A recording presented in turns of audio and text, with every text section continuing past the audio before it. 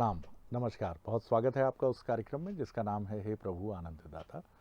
और आज इस कार्यक्रम में हम एक प्रयास ये कर रहे हैं कि भारतीय भक्ति मार्ग कह लीजिए, भारतीय सनातन परंपरा का मार्ग कह लीजिए, या एक ऐसी भावना से आप इसको देखिए कि मानवता के कल्याण के लिए समर्पित जो भक्त समुदाय है, उसके जो शिरोमणि और प्रथम पंक्ति के जो ऐसे भगत रहे हैं, ईश्वरवादी रहे हैं, जो ईश्वरवादी होते हुए भी अपनी क्रांतिकारी अवधारणा से हम सबको आश्चर्य में भी डालते रहे हैं और उस मार्ग पर चलने के लिए प्रेरित भी करते रहे हैं।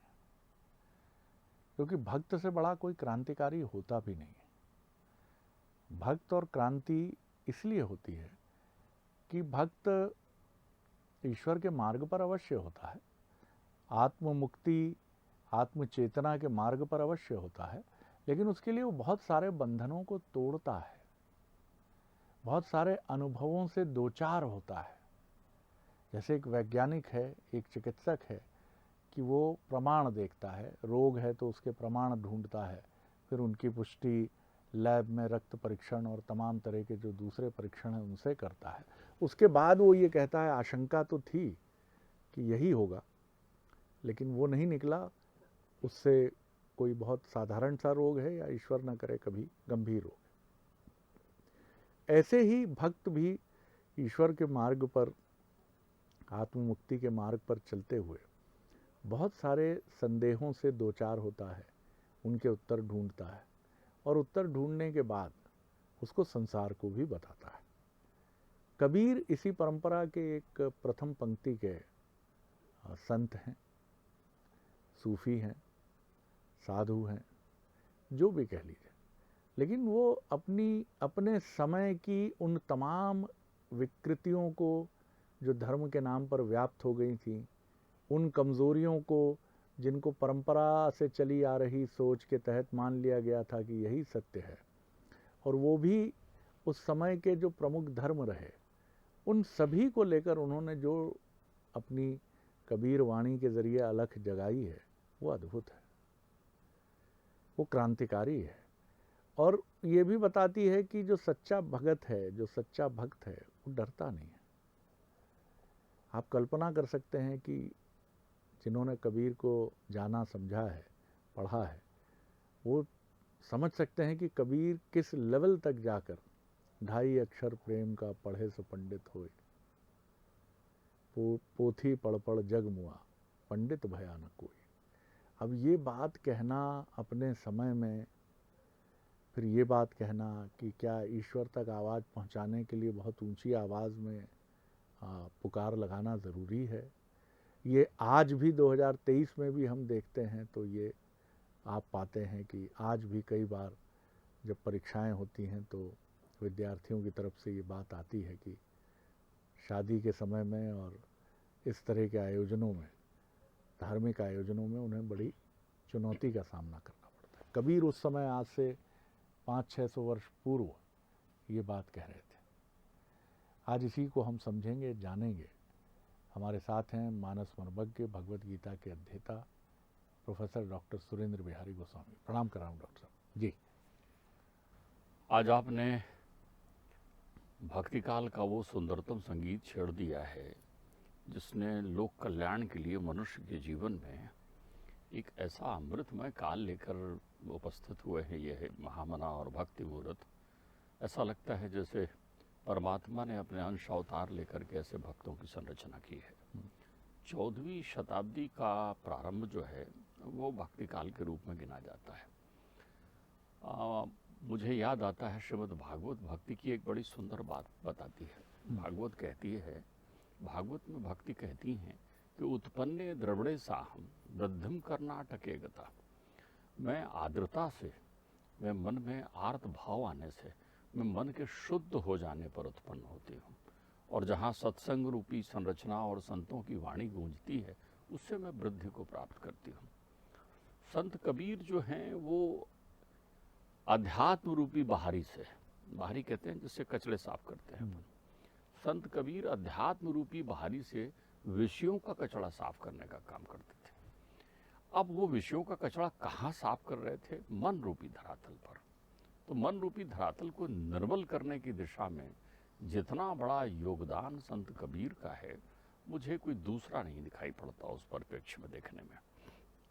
ध्यान रखिए, कबीर को बहुत सारे लोग संत कहते हैं, कबीर को बहुत सारे लोग फकीर के रूप में मानते हैं, कबीर को बहुत सारे लोग आलोचक के रूप में देखते हैं, कबीर को बहुत सारे लोग जो हैं अद्वैतवादी मानते हैं। लेकिन कबीर एक ऐसे दार्शनिक हैं जो केवल भक्त हैं और कुछ नहीं है। तो दार्शनिक हैं तो उनका चिंतन शुद्ध है। कबीर का जन्म जो है वो भी दो भागों में बटा हुआ है। जब परम पूज्य ब्रह्मस्वरूप रामानंद का युग चल रहा था, चारों ओर काशी में रामानंद जी की अनुगूंज से पूरी पृथ्वी जो है धर्ममय हो गई थी, अध्यात्ममय हो गई थी। उस काल में काशी क्षेत्र में संवत 1455 में कबीर का जन्म हुआ है। कबीर प्रकाट हुआ है कबीर का। कबीर का प्रकाट कहते हैं कि कबीर का प्रकाट किसी विधवा के यहाँ हुआ था और उन्होंने उनको एक ताल के पास रख दिया था। एक कहावत ये है जहाँ से नीरू ने प्राप्त किया था। वहीं दूसरी ओर कबीर के चिंतन में आता है कि वो नीरू जुलाहे के ही पुत्र थे और अपनी दिव्यता के साथ उन्होंने जो है भक्ति काल में प्रवेश किया। कबीर एक ऐसे अद्वैतवादी चिंतक थे जिन्होंने अपनी तीखी शैली से, कबीर को भय नहीं था किसी प्रक्रियाओं की, तो कबीर ने अपनी तीखी शैली से पाखंड का खंडन किया। जो काम आचार्य शंकर कर रहे थे वही काम बड़ी सहजता से कबीर कर रहे थे। कबीर का भक्ति योग इतना सरल था कि कबीर कहते थे कर्म करते हुए भक्ति करो। वो कर्म की प्रधानता देते थे। वो जीवन भर जुलाहे का काम करते रहे। अब कबीर का विवाह जो है वो लोई से हुआ। उनकी पत्नी का नाम लोई था। उनके दो पुत्र थे, दो संतानें थी, कमाल और कमाली। कमाली उनकी पुत्री थी, बड़ी योग्य रही। कमाल के लिए तो वो लिखते हैं कि डूबा भाग्य कबीर का हुआ पूत कमाल। तो इसका अर्थ ये हुआ कि कमाल थोड़े नटखट थे अपनी प्रक्रियाओं में, जो कबीर के साथ तालमेल नहीं था। अब कबीर के जीवन की संरचना देखिए। प्रत्येक व्यक्ति के जीवन में एक अध्यात्म रूपी प्रलय आता है। वो प्रलय आपको अभियांत्रिक प्रलय कहते हैं जिससे आप जीते जी मुक्त हो जाते हैं। एक दिन कबीर की नींद जल्दी खुल गई और सुबह होने में एक पहर का समय था, तो वो वहाँ गंगा घाट पर चले गए और जाकर के सीढ़ियों में सोने लग गए। तरुणाई थी, छोटी अवस्था थी, नींद लग गई उनकी। वहाँ पर स्नान करने के लिए प्रातः रामानंद जी आए ब्रह्म मुहूर्त में। तो रामानंद जी आए तो उनका पैर कबीर के ऊपर पड़ गया। रामानंद जी ने बड़े आर्त भाव से कहा राम राम राम राम राम राम। और जैसे ही उन्होंने राम राम कहा तो कबीर को वो मंत्र मिल गया जीवन का। कबीर ने राम को अपना उपास्य बना लिया, अपने जीवन में आत्मसात कर लिया, ग्रहण कर लिया। कबीर कौन से क्षेत्र में अपनी प्रक्रियाएं नहीं रही, बहुत कम लोग जानते हैं कि कबीर ने प्रियतम के रूप में राम को चाहा है। कबीर प्रियतम मानते थे। कबीर अपनी श्रृंगारमय शैली में कहते थे कि प्रिया जो राम मैं बहुरिया उनकी। वो अपने आप को उनकी बहुरिया बना देते थे कि मैं बहुरिया हूँ, वो मेरे प्रियतम है। वो उनसे कई रचनाओं में लिखते थे, सांझ ढल गई, आओ अब चलो शयन करते हैं अपन राम जी, आप भी थक गए होगे, मैं भी थक गई हूँ। तो उनके अंतर्मन में प्रेयसी के भाव थे। भक्ति में डूबकर वो इतने अनंतता को प्राप्त कर जाते थे कि वो अपने शरीर के सारे विकारों को तिरोहित कर देते थे। वो आत्मलिंग में स्थित हो जाते थे। आत्मा जो ना स्त्री है ना पुरुष है, वो आत्मा परमात्मा की प्रेयसी है, इस भाव से वो बने हुए रहते थे। वो अपनी रचना में बड़ी सुंदर मांग करते हैं। वो कहते हैं कै बिहरिन हूँ मीच दे। बड़ी सुंदर बात कहते हैं कि मैं बिरहणी हूँ, मुझे मौत दे दें प्रभु जी आप। मैं तो मृत्यु को प्राप्त करना चाहती हूँ। मैं बड़ी इसको गीता में कहता था, ये रचना अमर रचना है, इसको ये मुझे गीता में ही स्मरण में आएगा। कै बिहरिन हूँ मीच दे, कै आपन दिखाब, कै बिहरिन हूँ मीच दे, कै आपन दिखाब, और 8 पहर का दाझना मुँह पे सहा न जाए। वो कहते हैं मैं ऐसी बिरहणी हूँ कि मुझे मौत ही दे दो, क्योंकि इस विरह रूपी अग्नि से मैं जल रही हूँ, मुझे मृत्यु चाहिए। और या फिर आप दिख जाओ, आप अपने आप को दिखाइए ना परमात्मा कि आप हैं, आप मेरे प्रियतम हैं, आप प्रकट हो जाइए। क्योंकि ये 8 पहर का जो दिन रात बीतता है ना, इसकी विरह मुझे सहन नहीं होती, आप दिखाइए। तो लोगों ने कहा फिर मृत्यु दे दिए तो वो कहते हैं, जे मरने से जग डरे, जे मरने से जग डरे, और मेरे मन आनंद, और कब मरहूं कब देखूं पूरन परमानंद। बोले जिस मृत्यु से जगत डरता है, मेरे लिए उसके लिए आनंद है। मैं सोच रहा हूँ वो कब आए। वो प्रेयसी की प्रेयसी है। यदि मेरे प्रियतम परमात्मा है, मैं उनकी प्रेयसी हूँ, तो मेरी प्रेयसी वो मृत्यु है। मुझे उसकी प्रतीक्षा है कि वो कब आए, कब मुझे जल्दी ले जाए, तो मैं अपने देह त्यागने के साथ उस विदेह के दर्शन कर सकूं, उस अखंड अनादि परमेश्वर को प्राप्त कर सकूं। ये उनकी भावनाएं उनके अंतर्चित्त में है। तो दर्शन की पराकाष्ठा पर बैठे हैं कबीर। बड़े बड़े विद्वानों ने कबीर का आश्रय लेकर के दर्शन की वो रचना की है कि जिसको पढ़ते पढ़ते आप अघाएं ना। ध्यान रखिएगा, कबीर कहीं पढ़े नहीं है, किसी पाठशालाओं में नहीं गए, केवल गुरु ज्ञान को आत्मचिंतन कर कर उन्होंने वेद पर, उपनिषद पर, ब्रह्मसूत्र पर, नाना उनकी अलग अलग भाषाएं हैं। उन्होंने जहाँ अवधी भाषा में भी अपनी रचना की है, पंजाबी को भी उन्होंने शामिल किया है, उर्दू का भी उल्लेख उनमें किया है, संस्कृत के अभ्रंश वाले शब्दों को भी लिया है, नाना प्रकार के शब्दों को वो समाहित करके चलते हैं। तो दर्शन की पराकाष्ठा में बैठे रहते हैं। वो कहते हैं उन लोगों के लिए, किसी ने उनसे कहा कि साहब वो ये मस्जिद में हमारे खुदा मिलते हैं, अल्लाह मिलते हैं। बोले अच्छा, और मस्जिद में मिलते हैं, ठीक है। किसी ने कहा नहीं मिलते हैं। तो बोले अच्छा, जहाँ मंदिर नहीं है, मस्जिद नहीं है, फिर उसकी ठकुराई कौन करता है? जहाँ दोनों नहीं बने हुए हैं, उसके ठाकुर जी कौन होंगे? वो सबको कहते हैं कि संसार का श्रेष्ठतम आनंद प्रेम है, जिसके लिए अभी आपने कहा था, जो 2.5 अक्षर प्रेम का, उस पर एक बड़ी अच्छी बात कबीर कहते हैं।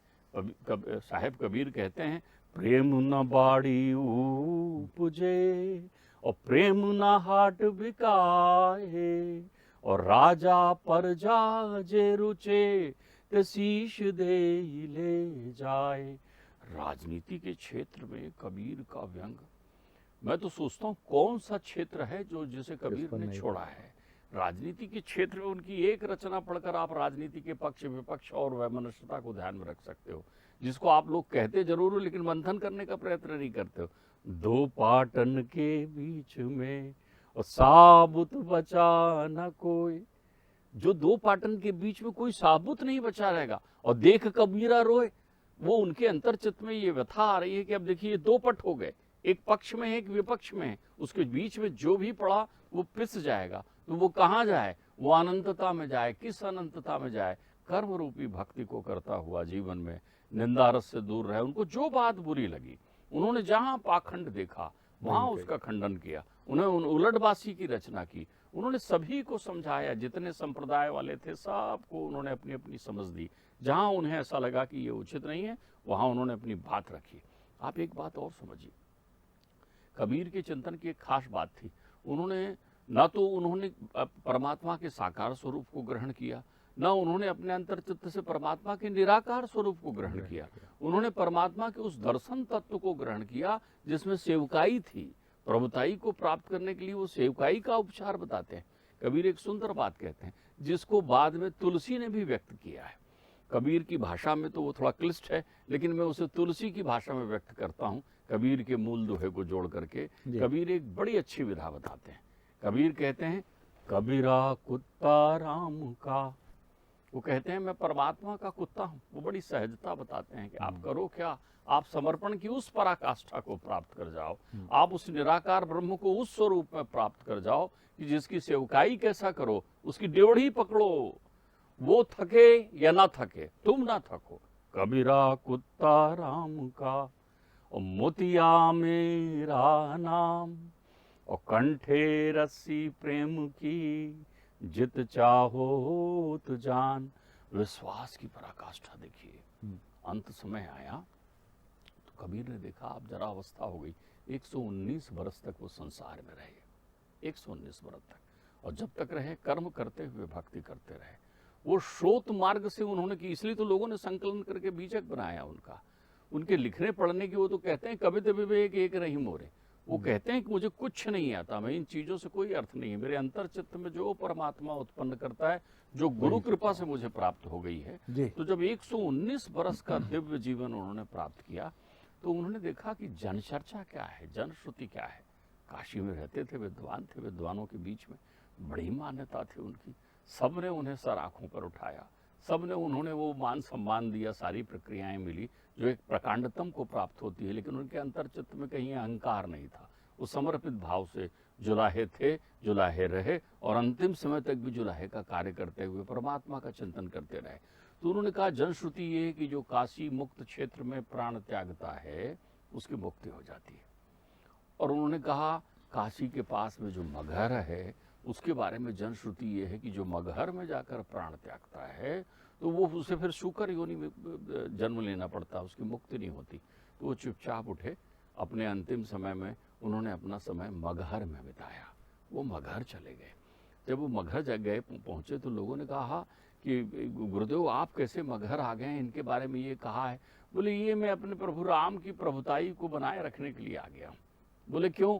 अरे बोली काशी में तन त्यागूंगा तो मेरी मुक्ति तो सुनिश्चित है, तो वेद विदित है कि काशी मुक्त क्षेत्र है, अभिमुक्त क्षेत्र है, प्रलय काल में भी रहता है, तो उसमें मेरे राम की प्रभुताई क्या होगी? राम की प्रभुताई तो तब होगी जब मैं मगहर में देह त्यागूं और मुझे परमात्मा राम मिल जाए, तो वो मेरे पास आए और कहें कि कबीर देखो मैं आया तुम्हारे लिए। जो कण कण में व्याप्त है वो मगहर में भी मेरे लिए व्याप्त हैं, वो अपना रूप दिखाएंगे, वो अपना दरस दिखाएंगे। ऐसी भी किंवदंती है शरद जी कि जब उनका पार्थिव शरीर ढका हुआ रखा था तब वहाँ उनके दोनों प्रकार के भक्त आए, अलग अलग संप्रदाय के दोनों आए। एक ने कहा ये हमारे संप्रदाय के थे, एक ने कहा ये हमारे संप्रदाय के थे। तो दोनों में जब वो होने लगा, वाद विवाद होने लगा, तो किसी ने कहा साहब एक काम करते हैं, आधा इनका तुम ले लो, आधा इनका तुम ले लो, तुम भी इनकी अपनी प्रक्रियाओं के हिसाब से अपने संस्कार करो, तुम भी अपने संस्कार करो। चादर हटाई गई तो फूल ही फूल थे वहाँ पर, आधा फूल कोई और ले गया, आधा फूल कोई और ले गया, क्योंकि कबीर फूल नहीं है, कबीर वो महकते हुए फूल हैं जो आदि में भी थे, अंत में भी रहेंगे, क्योंकि वो परमात्मा की बहुरिया है ना। बहुत सुंदर बात है डॉक्टर साहब। और मनुष्य की सोच और दृष्टि पर भी कितने प्रश्न खड़े होते हैं कि 119 वर्ष की आयु तक जो संत, जो कबीर, जो साधु, जो सूफी तमाम पाखंड को लेकर अलग जगाता रहा, उनके पार्थिव शरीर को लेकर भी उनके अनुयायी आपस में अलग अलग दृष्टि लेकर खड़े हैं। और उन्हीं को जो किंवदंती है कि पुष्प में पार्थिव शरीर बदल गया। तो इससे ये भी पता चलता है कि हम लोग पीछे चलना जानते हैं भेड़ों की तरह सिर्फ। और ये सही भी है कि शायद हम लोग इतना साहस कभी नहीं जुटा पाते कि जिसको हम देखते हैं और जिसकी बातें हम बहुत करते हैं, लेकिन जब बात होती है कि क्या आप ऐसा कर सकते हो, तो आ जाता नहीं भैया इतना साहस तो नहीं है, और ऐसा करके मरना है क्या, अरे अभी बोल देंगे तो लोग पत्थर लेके पीछे पड़ जाएंगे। लेकिन कबीर हों या तमाम संतों की तरफ अलग अलग संप्रदाय के भी आप देखेंगे तो आप पाएंगे कि उनका मूल आधार उनका साहस है। और जिसके लिए उन्होंने, चाहे वो वैज्ञानिक संत हों, संत वैज्ञानिक भी संत हैं, गैलीलियो की बात कर लीजिए जिसने कहा पृथ्वी चपटी है, जब ये मान्यता थी, और कहा पृथ्वी गोल है, जिस वैज्ञानिक ने इसके लिए कितने कष्ट उठाए। तो ये तमाम बातें हैं बहरहाल। लेकिन बड़ा आनंद आया डॉक्टर साहब, प्रणाम करता हूँ आपको। अगले एपिसोड में एक और विषय लेकर उपस्थित होंगे। प्रणाम, नमस्कार।